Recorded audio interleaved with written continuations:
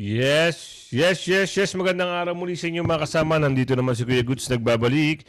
At kung hindi ka pa nakasubscribe sa ating channel, yan, pasubscribe na lang po at hit mo na rin yung bell para updated ka sa ating mga video.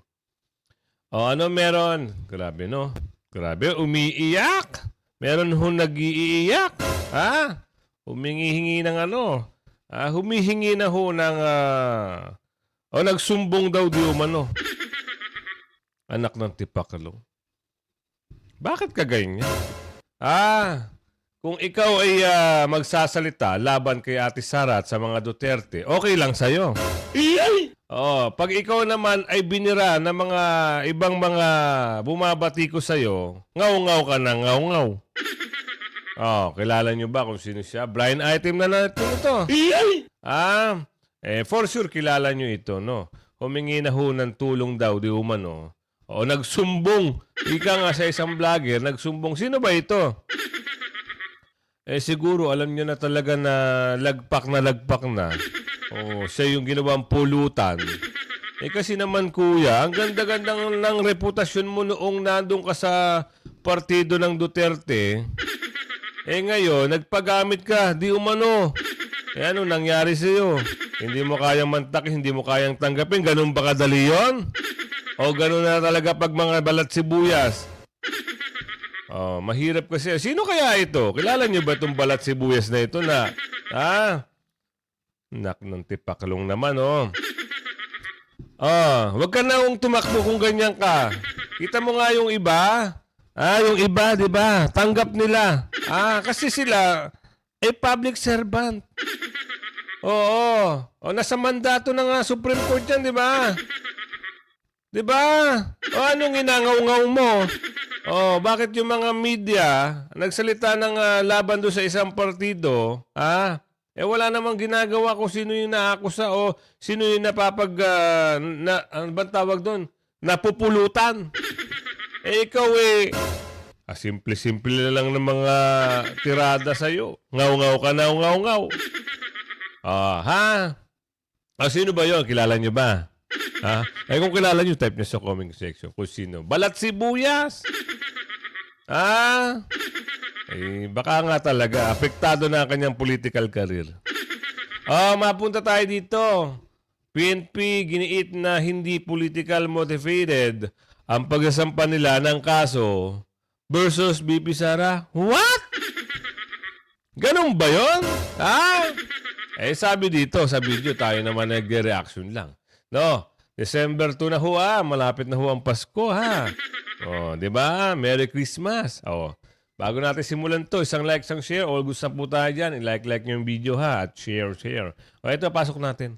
Iginiit ng Philippine National Police na walang halong politika ang pagsasampa ng reklamo laban kay Vice President Sara Duterte at iba pa. Ayon kay PNP Chief Police General Romel Mabil, alinsunod lamang ito sa constitutional mandate ng pulisya na ipatupad ang batas. Ayon pa sa hepe ng pambansang pulisya, ang tungkuling ito ay para sa lahat o anuman ang posisyon at upang ipakita na walang pinipili ang PNP sa pagpapanatili ng hustisya. Mayroon naman anyang legal mechanism para matiyak ang pagiging patas at due process kaugnay ng kanilang isinampang reklamo. Kabilang sa mga inihaming reklamo ng PNP laban kay Vice President Duterte at mga security officer nito sa Quezon City Prosecutor's Office ay disobedience to person and authority, direct assault at grave coercion. Kaugnay ito na naging insidente sa Kamara at Veterans Memorial Medical Center nang ilipat ang Chief of Staff ni Duterte na si Atty. Zulaika Lopez. Bilang tugon naman dito, una nang sinabi ng Vice Presidente na plano rin nilang magsampa ng kaso laban sa PNP. Yan bigyan natin ng isang reaction ito. No? Saan ba nag-ugat ang lahat ng mga bagay-bagay na nangyari? Di ba doon sa isang attack dog, Kilala nyo ba yung attack dog na yon? Yung matanda na sinabi ni Tatay Digong na taga Mount Apo, di umano. Hindi mag-aklap. Ibang klase. Doon nagsimula yan. Ngayon, nagkaroon ho ng isang utos, Sino ba nag-utos? Kilala nyo rin to, taga Maynila. Taga Maynila rin yung nag-utos. Isang chairman daw. Chairman ba talaga yun? Nagpadala ng sulat. Lilipat daw sa Women's Correctional. Bakit mo dadalhin? May kaso ba yun? Na-convict ba yun? Nahatulan na ba yun? Yung tao na yun? At papadala nyo. O ngayon, doon nagsimula ngayon. O ngayon, nagkaroon ng hindi magandang pakakaramdaman. Kailangan na isugod sa ospital immediately. O kasi emergency yun eh. O pinatagal Pinatagal ng ilang oras. Hindi pinapasok ang ambulansya. O, di si Ate Sara, dahil chief of staff niya yun, siyempre concern siya sa tao niya. Di ba? Ngayon, andun na sitwasyon. Sa ospital dinala, hindi nagkaintindihan. Ang daming kapulisan ang dumating. Anak ng bugi. I-assist nyo lang eh. Parang 2 batalyon ata.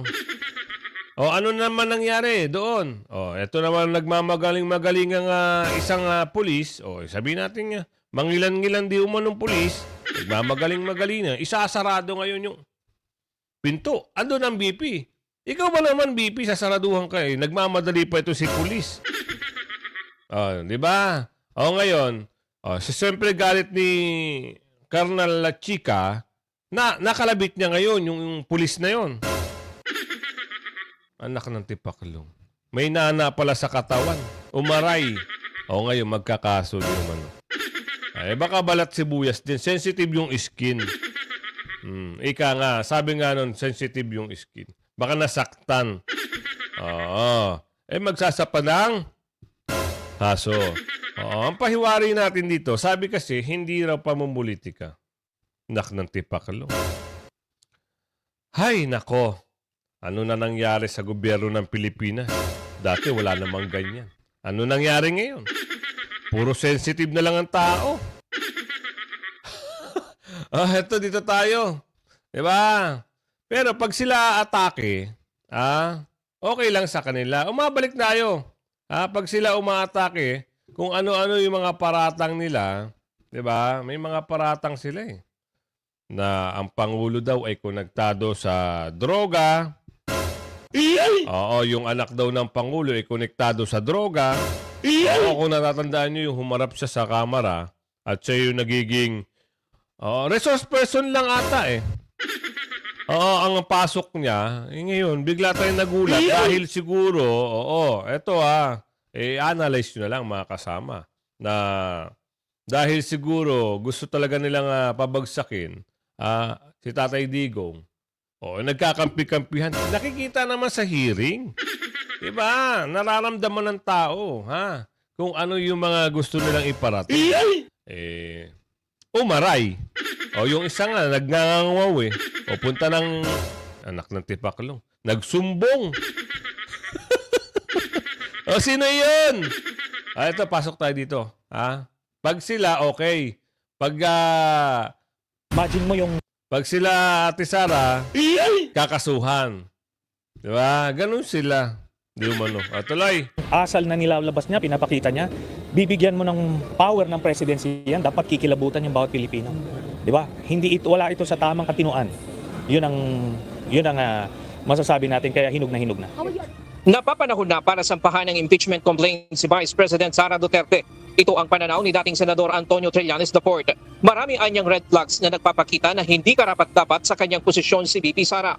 Bilang pangalawang Pangulo, sakaling may mangyaring masama sa presidente ng bansa, si VP Sara pa rin ang magiging kapalit. Kahit na kasuhan ka ng criminal cases, still, Vice President ka pa rin. So anything that happens to the President, pwede ka pa rin maging presidente. So mas mainam yung... Kailangan matanggal ito sa pwesto. Ayon kay Trillanes, matagal nang dinadrap ang impeachment laban kay VP Sara. Idaragdag na lamang ang mga bagong impormasyong lumalabas ngayon laban sa pangalawang Pangulo. Isasampa na daw ito sa lalong madaling panahon. Para kay Trillanes, hindi dapat maliitin ang koneksyon ni dating Pangulong Rodrigo Duterte sa sandataang lakas. Dahil hanggang sa ngayon, mayroon pa rin itong sympathizer sa hanay ng militar. Kailangan siguraduhin na walang makukuha ng mga officers itong mga Duterte, no? Kasi malaking problema yan. Kaya kailangan continuous monitoring. Siguro mga less than 5% ang masasabi. And mainly mga key positions sa iyo. No. Mga junior officers, mid-ranking. Mga senior officers so far they are solidly behind the president. Gayunman, hindi naman daw basta-basta isasakripisyo ng mga opisyal ang kanilang posisyon at karir. Pero ako naman, based dun sa monitoring din namin, hindi naman marami, kundi merong may simpatya kay Duterte, pero to actually risk their lives, freedom, and their careers para sa kanya, I seriously doubt that at this point. Kailangan din anyang mapanagot ang dating Pangulo sa kanyang mga binitawang salita sa kanyang press conference dahil ito umano ay inciting to sedition. Ryan Lacanlale, UN. Yun daw ha. 'Di ba? Pag sila napakabilis, 'di ba? Basta laban sa Ate Sara at kay Tatay Digong, itong mga kamera na to, okay lang sa kanila. 'Di ba? Ano na nangyayari ngayon? Lumilinaw na yung malabong tubig. Oo, sabi ng taong bayan, sinungaling kayo. Di umano. Oo, hindi na kayo makakatanggap ng boto namin. Naku, sabi ni Richard Estrada. Salamat, Richard. Ano na? Di ba? Naku, ito na. Dahil nga, ito ha, kaya pala nila minomonitor yung EDSA. Kasi marami pa raw nakasimpatya. Narinig nyo kanina, di ba? Minomonitor nila yung EDSA. Kaya pala nakikita natin, ang daming mga truck. Halos mga mapuno na ng mga, yung alagad ng mga batas, yung buong, yung likod ng, ng shrine. Pero yung Medjola, nung nakaraan, halos kawawain ho yung mga, kawawa ho. Merong video na pinakita. Ayoko lang yung pinakita, kawawa ho yung isang pulis. Kung napanood nyo lang yon, sasabihin nyo, yung mga tao na ito, yung mga bata na ito, hindi na ho dapat, ibang klase, no? Ibang klase. Sa kagustuhan nilang mga manggulo, gumawa sila ng eksena, yung ano. Diba? Panoorin nyo lang ho sa ibang video, sa ibang vloggers. Talagang kinawawa ho yung isang alagad ng batas doon. Ay, pasok na natin, no? Kaya pala may connection ito doon sa EDSA Shrine. Kasi, minomonitor nila. Baka daw dumami yung tao. Nakikita nyo naman ho, di ba? Talaga na mga nagkakaroon ng pagdami. Kaya pala, inuunahan na nila. Yung ito, pasok natin ha. Ano ba meron matapos gipitin si Inday? Ito nga, tama nga naman, may koneksyon. Kapdado, nagwelga. Mga sundalo at pulis, kakalaskay, kakalaskay.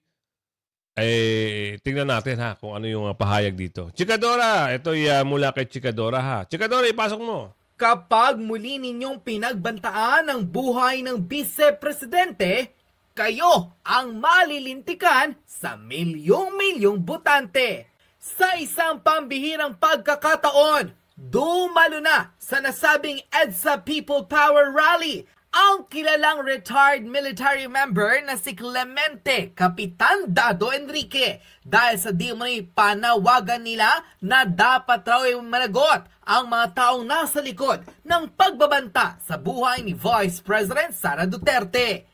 Nagimbalang taong bayan sa mga sunod-sunod na revelasyon ni Kapitan Dado kung saan tila hindi raw alam ni Marcos Jr. maging ng hepe ng Armed Forces of the Philippines na maraming mga sundalo ang nasa likod na ng Vice-Presidente at handang mag-resign anumang oras kapag hindi raw tumigil ang mga nasa gobyernong pagbantaan ang buhay ni Inday Sara. Sa kanyang naging pahayag, matapang na isiniwalat ni Kapitan Dado na taong bayan pa rin ang masusunod, lalo't hawak ng taong bayan ang pinakamahalagang boto na kinakailangan ng politiko para sila'y maluklok sa gobyerno. Oras raw na hindi nila panagutan ang kanilang mga pagkakasala, hindi lamang kay Vice President Sara Duterte kundi lalo na sa taong bayan, ang mga Pilipino mismo ang maniningil sa kanila. Yan, interrupt lang natin. Totoo naman lahat ng mga sinasabi nito ni Chikadora. Isipin nyo ha. Kahit magbasa kayo ng mga comment at manood kayo ng mga ibang vlogs, mas pabor po ang nangyayari. Mas pumapabor sila sa mga Duterte. Yan po ang nakikita natin. Naniniwala ako. Kayo, naniniwala ba kayo? Isang patunay, bigyan nyo ako ng isang patunay. No? Mag-comment kayo dyan. palawakin nyo yung comment nyo. Naniniwala kami, lahat, halos lahat, pabor sa mga Duterte. I-type nyo dyan, para isang quick survey natin, para makarating ito sa ating mga kababayan, tadtadin nyo ng comment nyo, kahit makalima kayo, pabor kami dyan. Diba? Isang pahiwatig yan, isang suporta natin yan. Para maging malaman ng taong bayan na talagang pumapabor. Eto na, 'di ba? Kaya nga sabi natin pabor. Kung hindi kayo pumapabor, type nyo rin diyan, hindi kami pabor. Dahil ang gusto namin ay kung sino nakaupo 'yon. Nakaupo ngayon, ha. Yan lang isang quick survey lang. Tuloy na natin, 'di ba? Matapos sabihin nakasuporta pa rin. Di ba? Matapos sabihin nakasuporta pa rin sa kanila ang militar, Kapdado may siniwalat sa EDSA Shrine. Alamin natin kung ano yung siniwalat sa EDSA Shrine. Kasi nagsalita siya rito eh. Tuloy. Ang isa pa sa matinding revelasyon ng former military member, maging ang mga kapulisan raw ay hindi na rin nagugustuhan ang pamamalakad ng administrasyon dahil bukod sa alam nilang adik ang nasa posisyon, hindi raw nila matanggap na binabastos ng ganon-ganon na lamang ang Vice Presidenteng si Sara Duterte. Gayong ito ang may pinakamalaking boto sa kasaysayan ng eleksyon sa bansa. Ayon pa sa kanya, anumang oras kapag kumumpas raw ang mga Duterte, tila makikita raw ng mga bangag sa gobyerno kung paano magalit ang maraming Pilipino. Narito at panoorin ang buong pahayag ng former military member at well-known Duterte supporter na si Kapitan Dado Enrique na kapag hindi naglubay ng kababanta ang gobyernong papatalsikin si VP Sara sa pwesto nito, sila raw ang malilintikan sa tao dahil pati ang perang ninako nila sa publiko mabubulatlat at malalaman ng taong bayan. Ayan, di ba? Sabi ko sa inyo mabubulatlat lahat yan at malalaman ng taong bayan. Ngayon, nagsalita na rin siya dito. Kung ano yung mensahe niya dito, yun ang ating intindihin at pakinggan. Marami kasi nga sinabi si Kapitan Dado rito. Ito na, Kapitan Dado, kwento mo sa amin kung ano yung mga pahayag mo dyan. Na you will not become obsolete. Give me a reason, BBM, Tamba, Congress, Senate.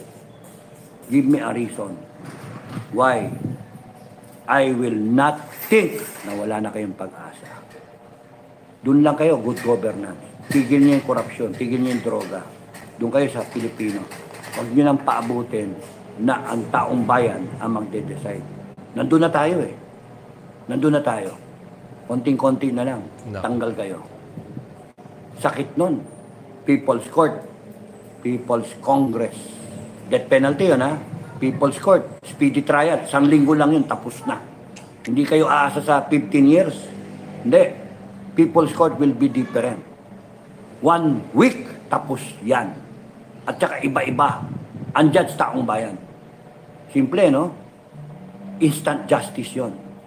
Tapos may death penalty. Gusto nyo public execution? Patay kayo.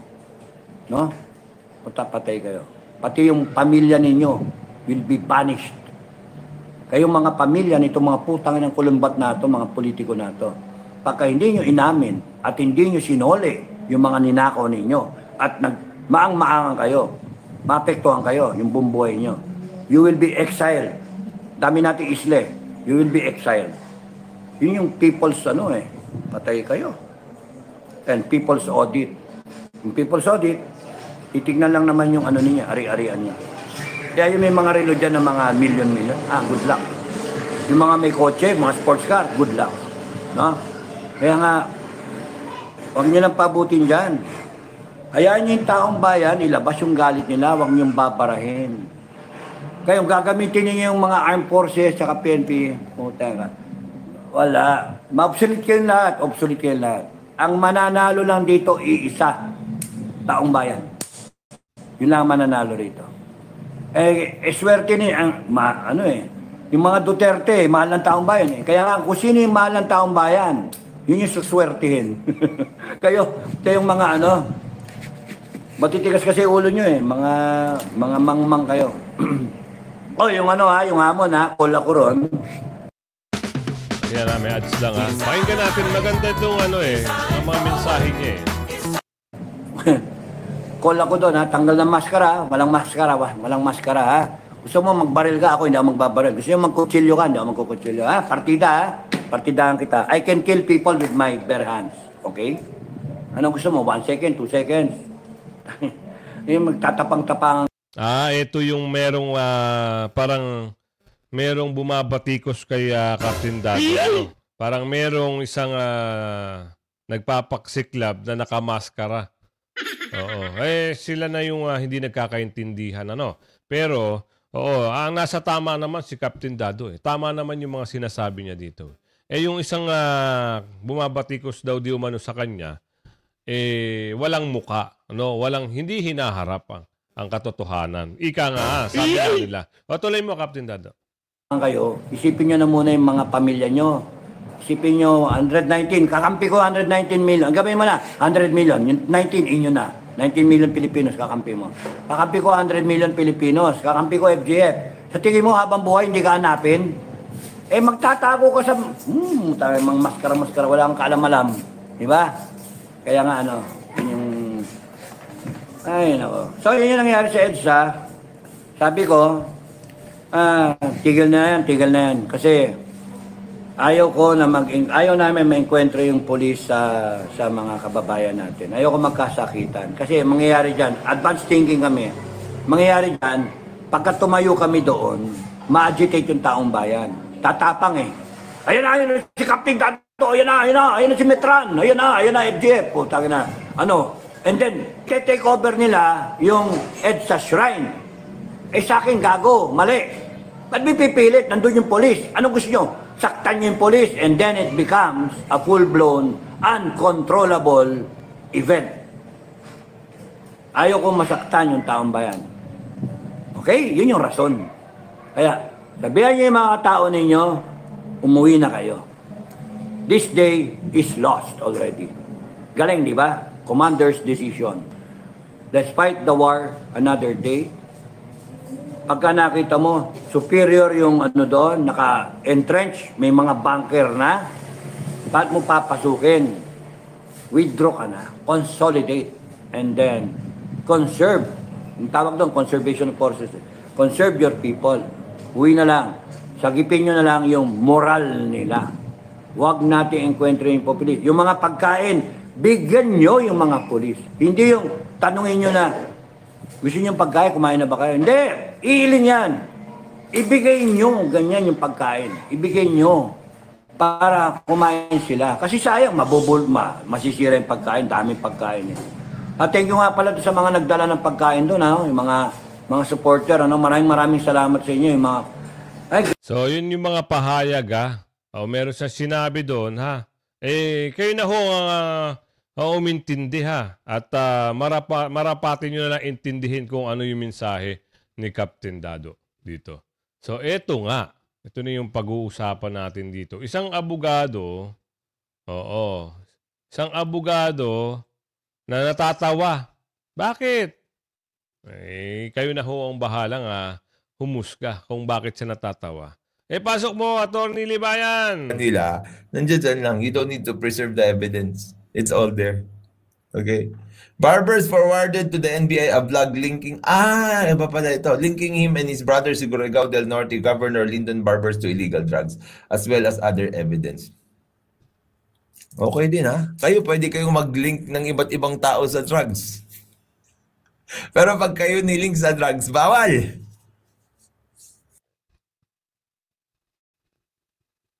Yan, ads lang Hi everyone, we're here in British Columbia. Hi! This is the Duterte drug trade. This is the Duterte drug syndicate.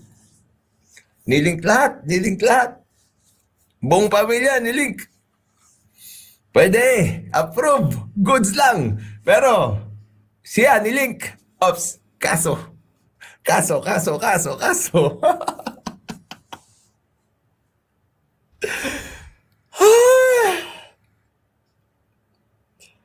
Hindi man lang kayo nahiya naman sa balat nyo. Kung kayo dyan, bintang kayo ng bintang, link ng link kayo sa tao, tapos nilink kayo, ayaw nyo din pala.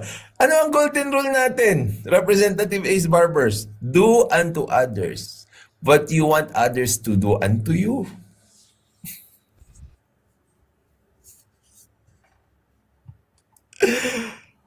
Ay, tumutulpo si Barbers.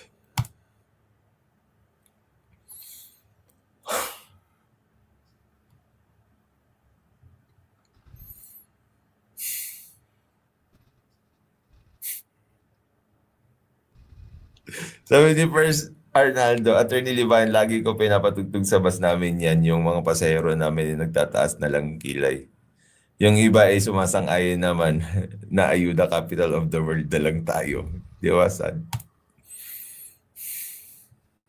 Balat si Buyas pala yung si Ace Barbers para di ka makapuna gumawa kayo ng tama.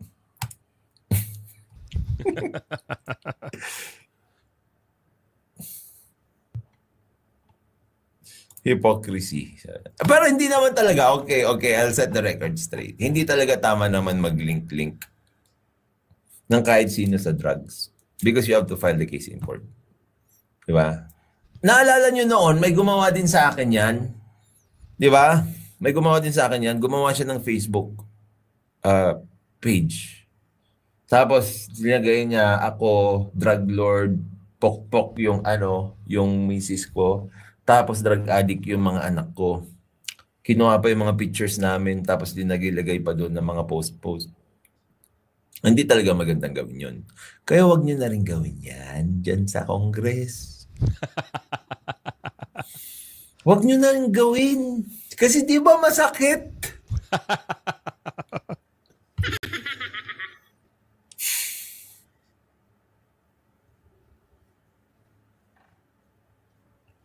Di ba masakit?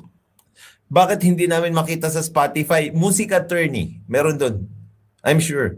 Pinapatugtog ko rin lagi. Music Attorney.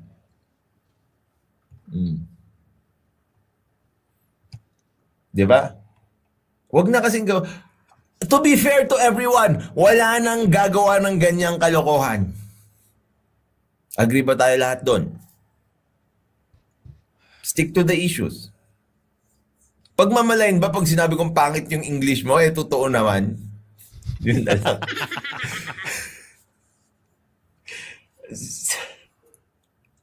Kasi ako, kung pinuna ako ng mali, yung grammar ko, di ba, readily accepted. Yung isa pang mali ko, yung did you see what I see? Mali yun eh. Kasi nung napanood ko doon kay Kayo, mali nga yung sinabi ko. Pero na-shock kasi ako nung nawala, nawala yung video ng Congress tungkol sa presentation ni Trillanes, tapos na private. Dapat, did you see what I saw? Okay, do you see what I see? Kinorek ko na lang yung sarili ko, pero pag may magko-correct sa akin, I will gladly admit it. Tama, wrong grammar nga ako. Thank you for correcting me. Tanggalin na natin yung issue na ang pangit mo mag-English, nag-i-English ka pa. Tanggapin mo na lang. O sige, mag-aaral pa ako. Salamat sa pagtuturo. Kailangan kasi kung magko-correct tayo, bigyan natin sila ng correction talaga. Yun naman ang ginagawa natin dito sa batas natin, di ba? Di ba? Oh. Ito, tingnan nyo. Pero absuelto ako dito Ito, very obvious na well-organized at bayaran ng mga vloggers na ito na gustong sirain pangalan ko, ng kapatid ko at mga Quadcom members. Well, doon pa lang, hindi na ako papasok doon sa bayaran.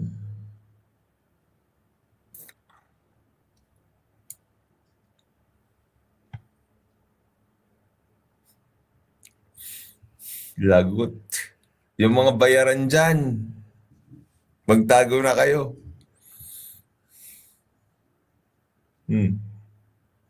Sabi nila, ito yung mga bayarang grupo ng tagapagpakalat ng kasinungalingan. Siguro nasasaktan na ang kanilang mga employers na pogo operators at drug lords dahil patuloy na Quadcom investigations.